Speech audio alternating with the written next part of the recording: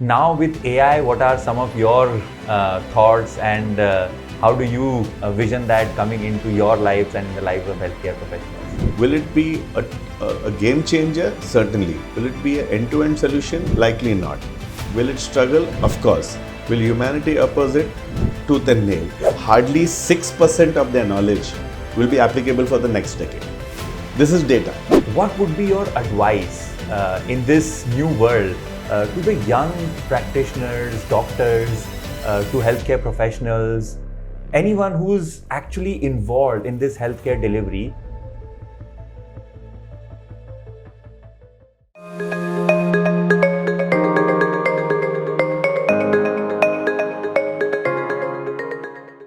Hello everyone, welcome to Evolve. Talks about healthcare's digital evolution. I am Vikalp Sahni, your host, navigating this dynamic landscape of healthcare and technology. Today, I am privileged to host a true icon in the field of pulmonology medicine. Decades of unparalleled experience, 90 plus publications, the unique distinction of certified with 5 American boards. He was named Legend of Pulmonology Medicine 2018 by Times of India and was also Bengaluru Citizen of the Year 2022 for his selfless care and service during COVID pandemic. Please join me in welcoming Mr. Ravindra Mehta. Thank you, welcome. And sometimes gets embarrassing when introductions are made, but I appreciate the kind words. Thank you for allowing us to be part of this, sir. Thank you for joining us, sir. Sir, would love to hear in your own words your story. How did you choose medicine? How you then from medicine went into pulmonology as a department and then became a legend in pulmonology itself? And how do you then started this whole new era of pulmonology thought process with Vayu Chest Clinics? So your story in your own words. So first of all, thanks for using the lovely words, but it does become embarrassing. But nevertheless, let's focus on the core questions. The first one, and we're going to make this a little funny also, Sure. Because it's always that way. First of all, when you dial the clock back, we enter medicine at the age of 70. And when you think of 17 being 1987, when we entered medicine, frankly, to put a very melodramatic and emotional story on I saw this, I saw that, and thought I'm going to make a difference would be absolutely talking through my teeth. It doesn't make sense at all because truthfully, we knew nothing of what medicine is going to evolve. And if you look at a parallel statement, what has happened in medicine in the last 50 to 75 years did not happen for the last 2 centuries so that is the sort of thing which has been a dramatic revolution in the field. So how would anybody at that time know what your landscape is? So in modern times, when you have the internet, you have resources, you have career counseling, you have tons of precedents and advice, it's much easier to take informed decisions. At that time, it was a practical, logical decision to get into something which is meaningful, which will allow autonomy, which is evolving, and which for all it's worth for a middle class person will give you security. So that is the truth of the matter. So I cannot have a full made up story on that. But this is where it gets fascinating. It actually is like entering a maze. And we had no idea that at a young age, a teenager is going to enter a maze, which is going to be an amazing journey, which is impossible to define in the beginning, but absolutely amazing to look back on. Right. And this is a statement I think which Jobs has made. Steve Jobs made this statement. When you start a pathway, you have no idea. But when you look back, you can actually dissect things much more concretely. Right. So to make it brief, besides the fun, it was a practical choice. It was a choice based on the fact that things are moving, but we had no idea how this was going to actually go. Modern medicine as practiced today is nowhere close to what was talked about at the time we entered the field. Because it's not only knowledge, it's skills, it's technology, it's collaborative work, it's unprecedented area of the landscape. So many things have changed, which actually makes it a wonder at this point to look at, understand, fathom its evolution, and at the same time be an interesting part of the story. Right. So now comes to pulmonology. Yeah. So if I make it more fun, after finishing MBBS, so now the mind is a little savvier.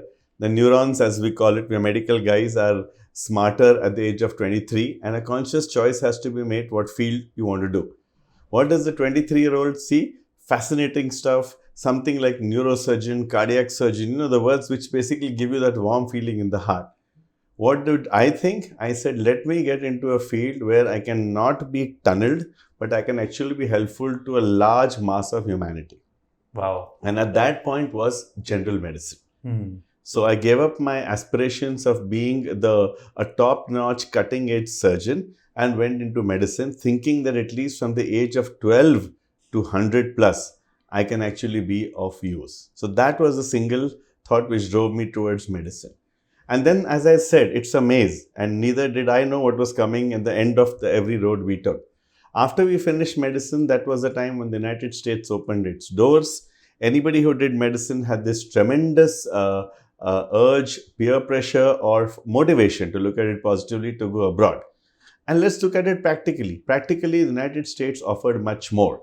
That was the time when there was no cell phones. A landline was a luxury. India to US calls for 90 rupees a minute. And technology, knowledge, skills were held by borders, boundaries, and geographies.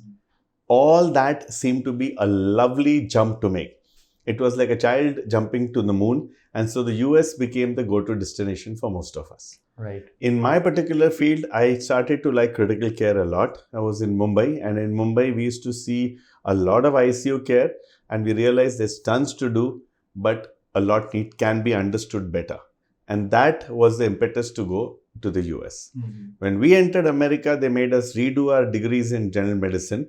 But at the same time, we realized that the fellowships were lovely, structured, taught well, interested teachers, mentors, the whole spectrum was there.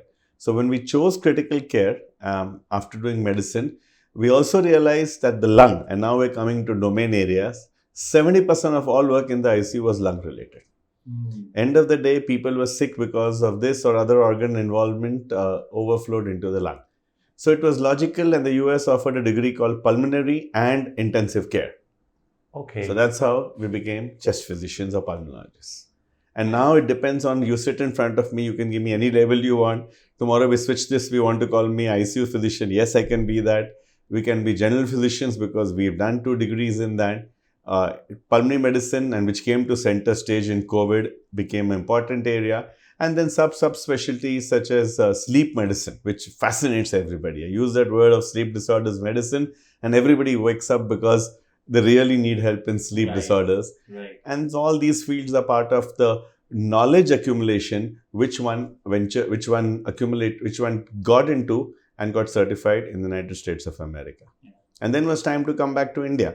And came back to India, again, it was a jump back. But again, they say that in depravity lies opportunity.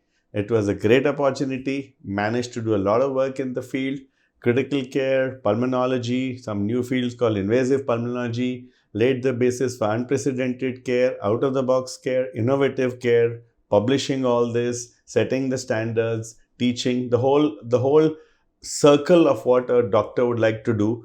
And not only a doctor, the wider circle of healthcare provider, more than that, game changer, field leader, and at the end of the day, making a difference both for the people you take care of and yourself, because you really want to feel that you've made a difference in the field you chose. So that has been the story.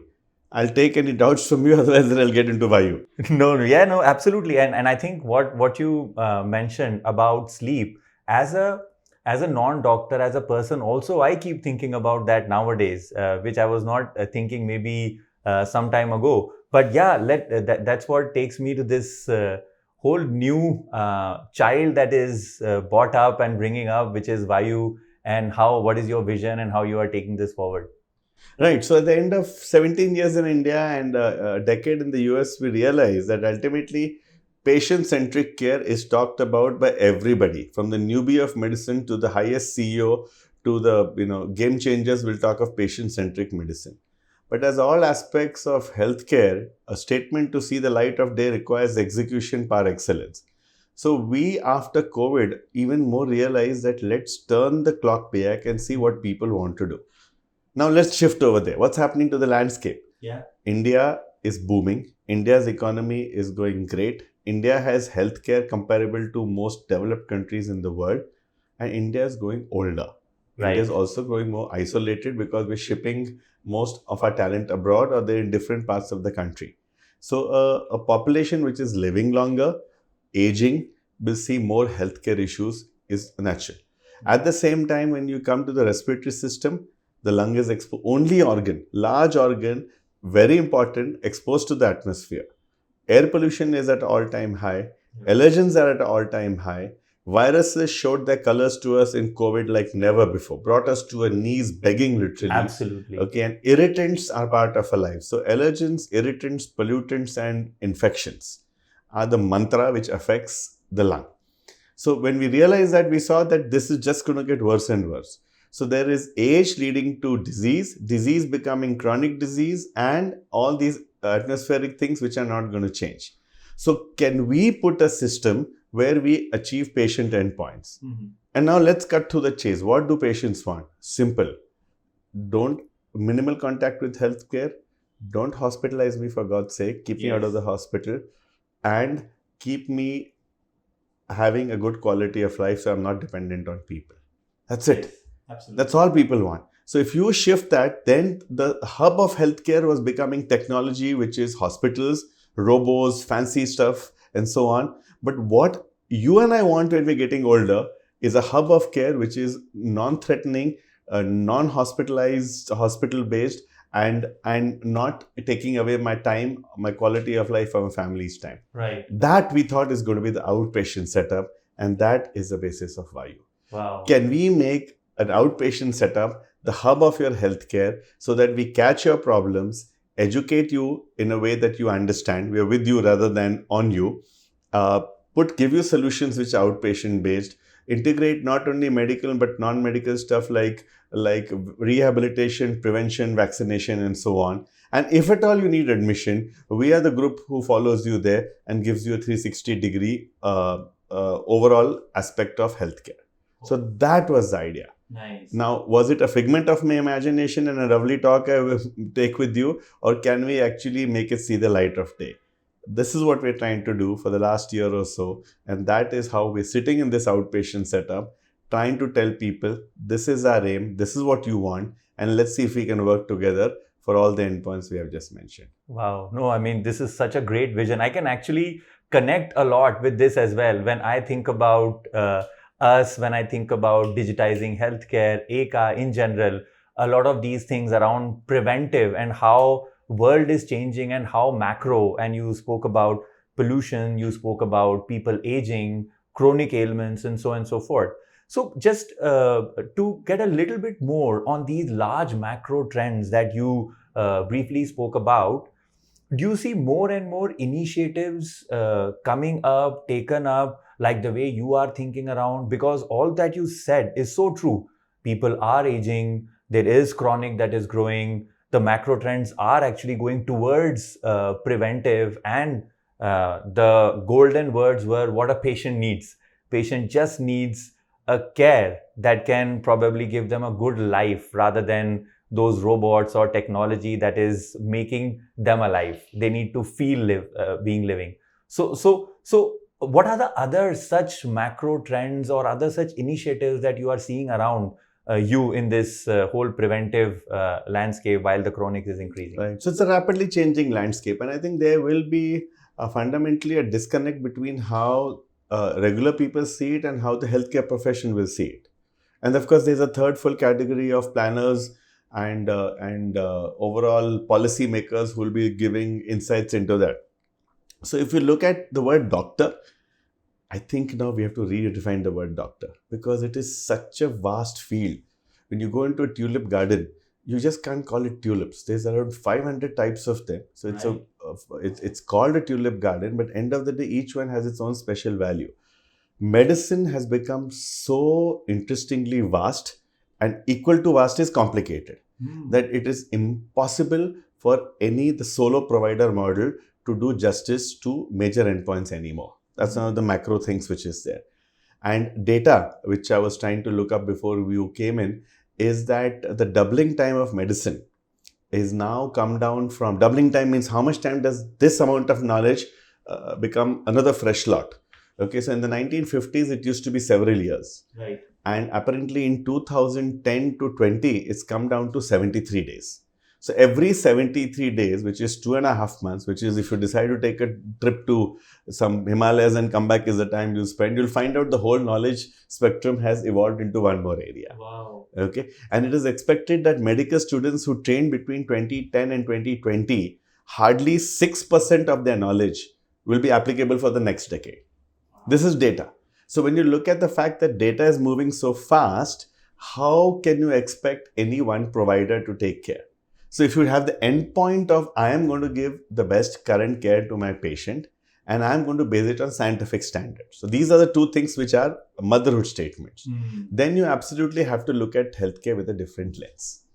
And that lens will involve knowledge, delivery of healthcare by providers, appropriate diagnostics, appropriate therapeutics, appropriate follow-up, and stitching it into a panorama where people like you are coming in with digital health solutions. And It's not new, right? I mean, the United States started this in 1999 when the first EMRs, I think, came roughly, and so on.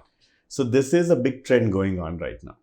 The second is that as you get sub-specialized, you need somebody to stitch everything together. And that used to be the role of the general practitioner and the primary care physician. Very challenging. How is he going to know the latest bolt which is being put into a spine versus the latest stent being put into an artery or a neuro procedure which is so high-tech? So again, a very complicated thing. And how does one go through that maze and do justice so as to achieve current endpoints? Wow. So these are several things coming out. The third is obviously the fact is that doctors are more and more becoming health, just focusing on their science. But actually their role is perceived as a larger spectrum of being healthcare providers. How do you make that jump? How do you make them effective? Because end of the day, it's not about what my policymakers said, it's about what you want over here. Yeah. You could be somebody who needs a 5-minute discussion or who needs a 30-minute discussion. There's no way to predict it. Yeah. You could be somebody who just needs a simple medication and never meets me again. But at the same time, you could have a chronic illness, which in the first 3 visits, whatever I do is going to decide the trajectory of your life, your family's life, your entire spectrum. And if you take it as the en masse thing, the whole disease spectrum in a nation. So many of these trends are coming out, which actually are quite interesting. And I think that ultimately it's going to be the fact that providers have to be complemented by systems. Individual efforts have to be supplemented by overall system effort. And no doubt, data, technology, knowledge, communication, all of them have to be woven into a model which works for current healthcare requirements, which we talked about earlier. Wow. No, it's pretty fascinating when you say that. And I used to think that technology changes so fast. But when you talk about medicine and 73 days of that example on how things are changing and its specialization and subspecialization.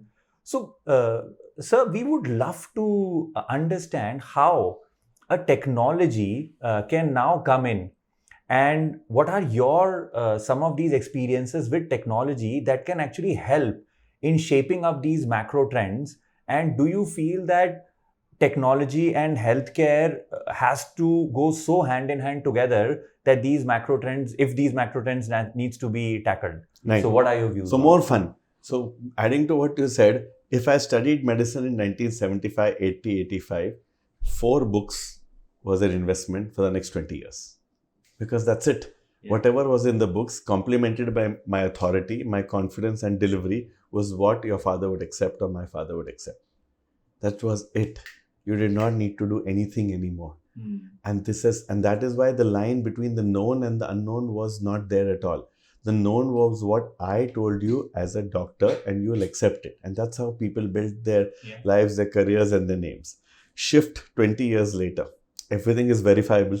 So the line between known and unknown is a big band now, which is supplemented by Google, AI, so many things. So when you sit in front of me, you can put in a search right in and you will be able to ask me so many more questions.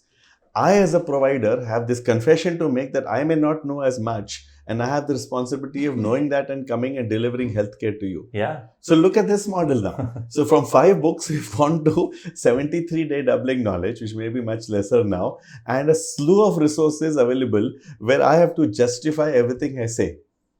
The other day, I was sitting in a physiotherapy session for my own physiotherapy. In the neighboring chamber was a lady, all of 75. And she said in a very resounding, confident voice to the young physiotherapist, every exercise you do, please tell me what you're doing. Otherwise, I cannot do it or follow it. And I don't only want that exercise, can I take a video? And she had a human out there taking a video, just like we're doing this, to find out. And I could see the physiotherapist a little nervous, and they said, no, we'll give you a sheet. They said, no, I want a video. This I would have never imagined 25 years ago. Wow. This sort of understanding, questioning, expectation was never there. So how do you actually deliver healthcare?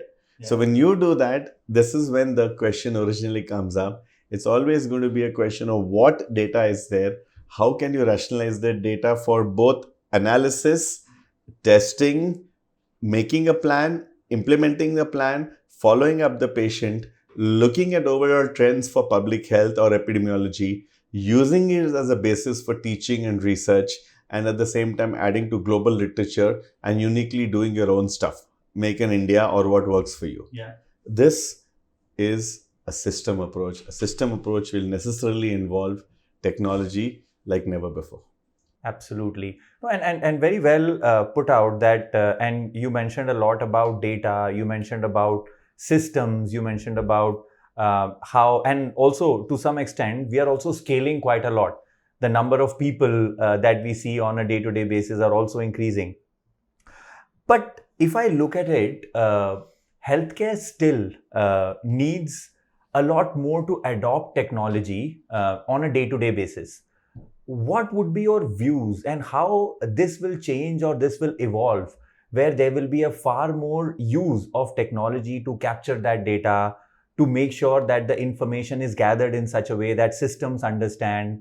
And what are certain challenges that you see where technology is not able to cross that barrier of adoption and incorporation of it in the day-to-day lives of doctors and healthcare professionals? So to be accurate, but at the same time slightly complicated, but which may be useful, is that I think healthcare will have to be looked at exactly what is required in what area. Right.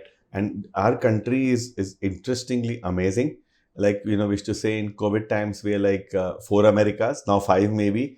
We are like 20 Italys and maybe, more number of New Zealands, all put into one. That's one way of looking at it. The second way of looking at it is we have so many tiers of healthcare. As they say, India is 3 centuries in the same century. We have some areas which are still in the 19th century maybe, some in the 20th, some in the 21st. So all that is going on in this country. So to deliver effective healthcare, your question is very simple. Should you be a lumper or should you be a splitter? A lumper model where you put everything together is great for policymakers, but it will fizzle out somewhere or the other. So think at a lumper level, but your implementation at a splitter level is very essential. What we do for a 3rd level district is very different from what we do in a modern state-of-the-art corporate hospital or an All India Institute of Medical Sciences. It is different. Right. So your solutions will have to be catered to that. Right. If I have a farmer sitting in front of me who doesn't want to understand, says just relieve my symptom, give me whatever medication you have. I don't need too much of knowledge and education. Just fix it. Versus, as I told you, this lady who wants to know every exercise done on her and wants to video it. How do you create sensibility in variability? That's the whole challenge. When it's so that is a challenge right now. Tech has become a routine part of our lives. I mean, we use tech at every instance, right from whenever you look at hospital-based medicine, it's tech all the way. Instruments, operation theaters, intensive care units, wards, monitoring, everything is tech right now. Right. It's only a question of the level of tech which is employed, and level of tech is again knowledge, skills, economics, which is driving it all, and utility in the long run, because tech will reinvent itself. So this is the issue right now. When it comes to answering your question concretely, I think the solution would be to figure out at least some common pockets of healthcare, how to look at healthcare delivery with tech in that. For example, in this outpatient area, we have adopted an electronic medical record where you've been so useful to us. And how do we use a combination of both to give care using the statement I made before, patient-centric? Right. Because they really don't care much about what I'm writing. They really only want the product to be delivered. But for us, we have to write this, get the data in, figuring it out, give them panoramic care, give them care which was higher than before, and get things out of this memory to something which is system based. Right. No, it's a very good point. Customize the product, customize the technology to the right user, to the exact user. Make your cohort so vertical that you are able to solve the end-to-end needs, and while doing that, making sure that the patient care is paramount. So that is what I would take away from this.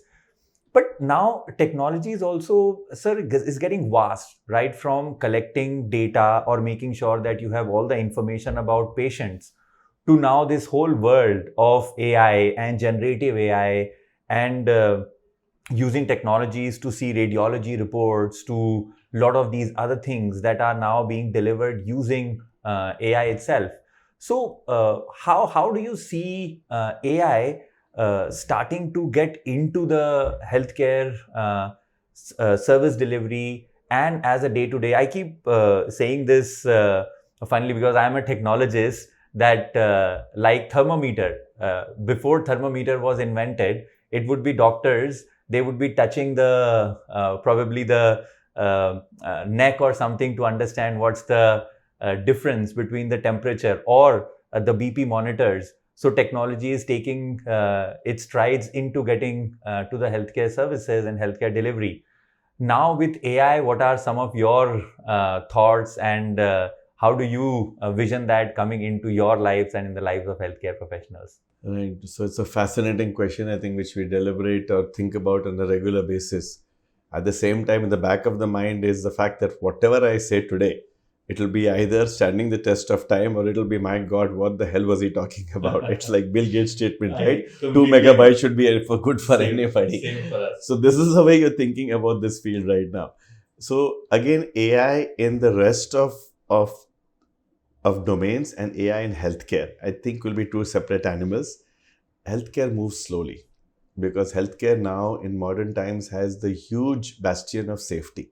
Safety, regulator, and to replace a gold standard, which we think is the gold standard, with an alternative regimen trying to show efficiency and blah, blah, blah, all the endpoints, is always going to be a challenge. So it's always going to move slower.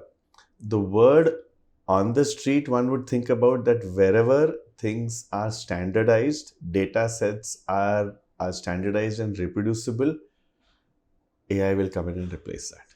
And we're seeing that in unique products like just radiology interpretations are there. Products have come out. One of the unique products was, I think, looking for screening for diabetic involvement of the eye. The New England Journal had a whole thing on this a while ago. And bits and pieces of it. Sometimes it's not like a lock stock solution. It's a part solution, but it at least is much better than what was going on earlier, and so on.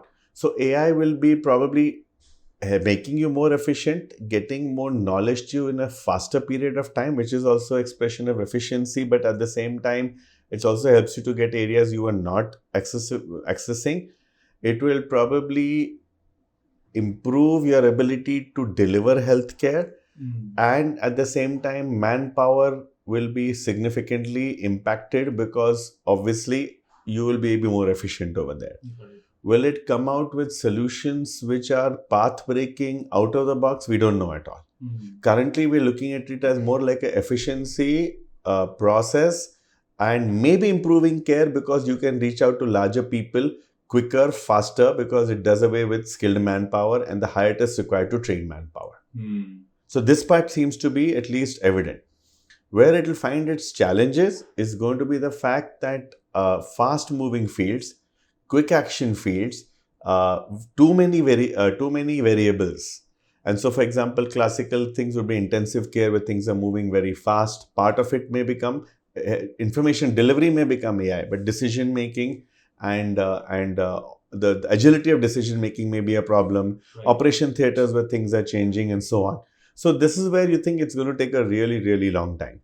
Will it be a game changer? Certainly. Will it be an end-to-end solution? Likely not.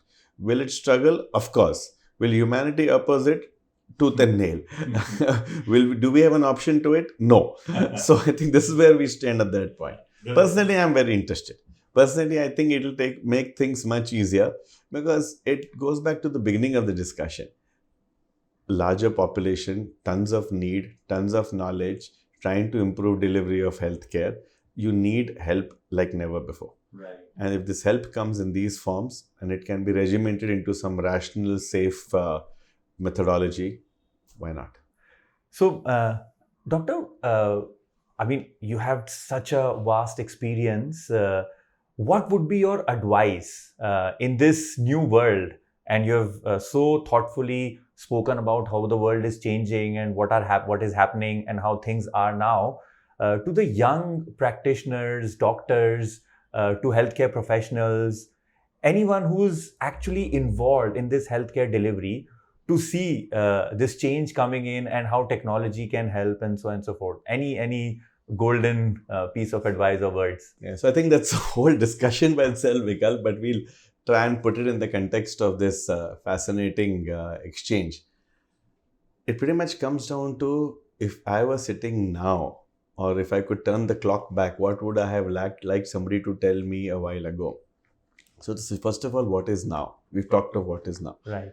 Now is a juggernaut of technology, a rapidly moving world, a place where you have to balance your strengths and your belief that you are the best doctor given to mankind, with the stark reality that it's impossible to know everything, as we talked about. Right. And teamwork integrated with technology, systems and all is the way to go. So that's the broad outline. More importantly, who are you? I think every doctor has to ask themselves, to what extent do you want to be expressing yourself in healthcare? Would you like to only practice the science? That's one part of it. Would you like to go the next level and be a healthcare delivery professional, where you not only look, but you start looking laterally? In front of me is a startup person who has only looked laterally. Would you like to then look at how to change the landscape?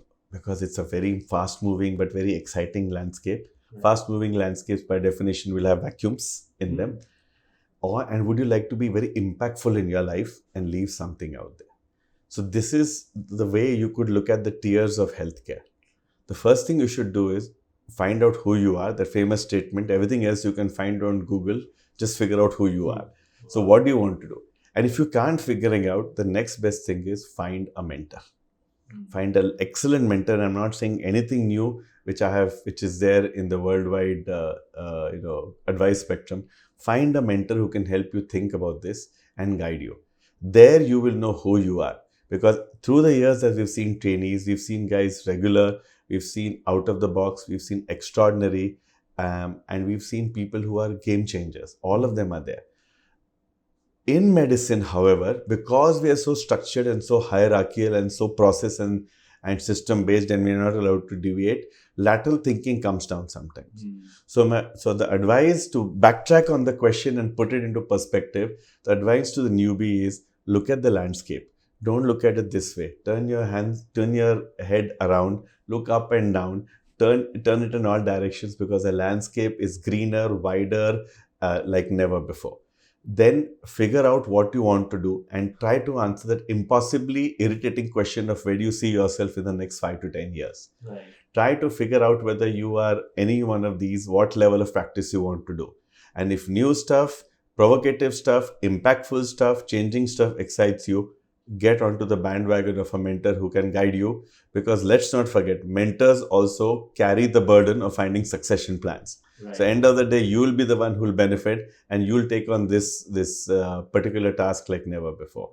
This, I think, if message gets out to the newbie, they may think a little more differently than the poor, tired, overworked professional who's coming out thinking, where can I practice, start working and make my life, make my field money and so on. they would actually not only do service to themselves, but they would actually change society, the practice of medicine, and put this country on the landscape like never before. No, and very well put, sir. Because of so much that is changing, it is very important to have first the breadth, but then figure out who you are and find out that mentor. Thank you so much. Yeah. You're welcome. So thank you for watching the maiden session of Evolve with Dr. Ravindra Mehta. If you have any feedback, any suggestions for us, happy to take it. You will see more often all of us coming together with some great personalities in healthcare and healthcare services, and how that is converging into this new world of healthcare and technology coming together. Thank you so much.